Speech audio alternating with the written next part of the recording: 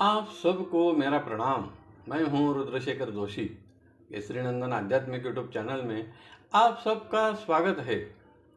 आज हम इस वीडियो में जानेंगे श्री मार्कंडेय ऋषि जी ने क्रौंचकी मुनि को जो पितृ स्तोत्र सुनाया था, उस पितृ स्तोत्र का हिंदी में सरल और संक्षेप में अर्थ। इस स्तोत्र की रचना प्रजापति रुचि ने की है, जिसमें पितरों के 31 गण बताए हैं। क्या है उनके नाम और इस स्तोत्र का श्रवण पठन करने से क्या लाभ प्राप्त होते हैं? मार्कंडेय ऋषि जी ने क्रौंचकी ऋषि से कहा, पूर्व काल में रुचि नामक के प्रजापति हो गए। वह सभी सांसारिक मोहमाया छोड़कर सभी सुखों का त्याग करके अकेले ही वन में भटकते थे। जो मिले फलाहार करना और भगवान की भक्ति करना, यही उनका एकमात्र उद्देश्य था। उनका उद्देश्य तो अच्छा था, लेकिन उनके पितरों को सद्गति प्राप्त नहीं हो रही थी। एक दिन समस्त पितरगण उनके सामने वायु रूप में आकाश में स्थित हुए और उनसे कहा, आप तो भगवान की भक्ति कर रहे हो, अच्छी बात है, लेकिन तुमने श्राद्ध तर्पण न करने से और तुम्हारे आगे वंश चलाने के लिए तुमने विवाह न करने के कारण हमें तो सद्गति प्राप्त नहीं हो रही है और तुम्हें भी प्राप्त नहीं होगी। इसलिए तुम विवाह करो, यह हमारी आज्ञा है। तब रुचि ने कहा, अब तो मैं वृद्ध हो गया हूं, मुझसे कौन सी कन्या विवाह करेगी? ऐसा प्रति प्रश्न करने पर पितृगण असंतुष्ट हुए, नाराज होकर अदृश्य हो गए। तब उनके मन में यह विचार आया कि मेरे पितरों को कैसे संतुष्ट किया जाए, मेरा विवाह संस्कार कैसे होगा। इसी विचार से श्री ब्रह्मदेव की 100 दिव्य वर्ष तक उन्होंने तपश्चर्या की। तब ब्रह्मदेव प्रसन्न हुए। तब उन्होंने कहा, आप वरदान मांगो। तब रुचि ने कहा कि मेरे पितरों को संतुष्ट कैसे किया जाए। तब ब्रह्मदेव ने कहा, तुम पहले श्राद्ध तर्पण विधि करो, पिंडदान करो, उन्हीं के आशीर्वाद से आपका विवाह होगा और आपकी पितृ स्तोत्र की रचना प्रसिद्ध होगी। और मैं आपको वरदान देता हूं कि आप प्रजापति के पद पर रहेंगे, तुम्हारे द्वारा सृष्टि का निर्माण होगा। ऐसा कहकर ब्रह्मदेव चले गए। तब रुचि ने एक नदी के तट पर अपने पितरों का श्राद्ध तर्पण विधि किया और उन्हें संतुष्ट करने के लिए जिस पितृ स्तोत्र की रचना संस्कृत में की, उसका सरल और संक्षेप में अर्थ इस प्रकार है। मैं मानसिक श्राद्ध के द्वारा पितरों को प्रणाम करता हूँ। स्वर्ग में सिद्ध जन, गुह्यक जन पितरों का पूजन करते हैं, उन सभी पितरों को मैं प्रणाम करता हूँ।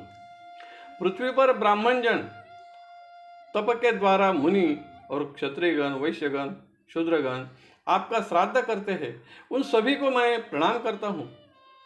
पाताल लोक में असुरगण, रसातल में सर्पगण सभी श्राद्ध के द्वारा अपने पितरों को संतुष्ट करते हैं, उन सब को मैं प्रणाम करता हूँ। जो देवलोक, अंतरिक्ष और पृथ्वीलोक में प्रत्यक्ष रूप से निवास करते हैं, जो देव और दैत्यों के लिए भी पूजनीय है, उन सभी पितरों को मैं प्रणाम करता हूँ। वह सभी मेरे द्वारा निवेदित सभी वस्तुओं को प्राप्त करे। जो श्रेष्ठ योगी है, पितृ योनि में है, स्वधा भोजी है, इच्छित कामनाओं की फल प्राप्ति कर देने में समर्थ है, ऐसे सभी पितरों को मैं प्रणाम करता हूँ।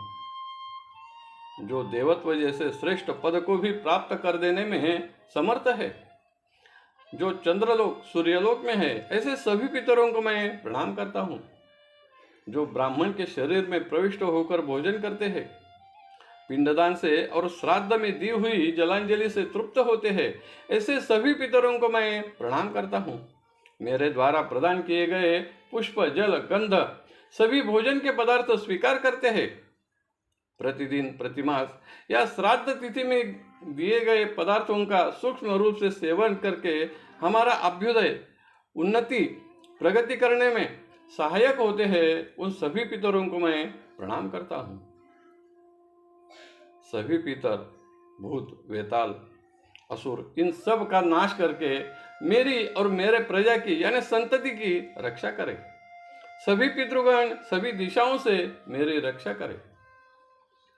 विश्व, विश्वभुक, आराध्य, धर्म, धान्य, शुभानन, भूतिद, भूतिकृत, भूति नामक, कल्याण, कल्यद, कल्यकर्ता, कल्यतराश्रय, कल्यता हेतु, अनघ, वर, वरेण्य, वरद, तुष्टिद, पुष्टिद, विश्वपात, धाता, महान, महात्मा, महित, महिमावान, महाबल, सुखद, धनद, धर्मद, भूतिद, ऐसे पितरों के 31 गण है। वह सभी पितृगण मेरे द्वारा श्राद्ध में अर्पित किए गए पदार्थों से संतुष्ट होकर हमें आशीर्वाद प्रदान करें। ऐसी पितरों की स्तुति करने पर रुचि के सामने तेजोमय रूप में सभी पितरगण उपस्थित हुए। उन्होंने कहा, हम सभी आपसे संतुष्ट है, आप वर मांगो। तब रुचि ने कहा, भगवान ब्रह्मदेव ने प्रसन्न होकर मुझे वरदान दिया है, तुम प्रजा का निर्माण करोगे, यानी मुझे संतति तो होगी, लेकिन मेरा विवाह होने के लिए आप आशीर्वाद प्रदान करें। तभी सभी पितरों ने कहा, आपको अभी इसी क्षण एक कन्या पत्नी के रूप में प्राप्त होगी और यथाकाल संतति भी प्राप्त होगी, ऐसा आशीर्वाद देकर सभी पितर चले गए। तब रुचि की प्रलोचा नामक अप्सरा की दिव्य कन्या मानिनी से विवाह हुआ, एक पुत्र हुआ और सुख से संसार किया।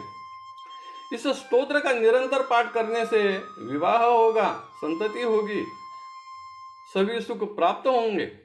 जो इस स्तोत्र का पाठ करते ब्राह्मण भोजन जो कर रहे हैं उनके सामने पाठ करेगा तो हम स्वयं पितर उपस्थित रहेंगे, श्राद्ध का फल अक्षय होगा।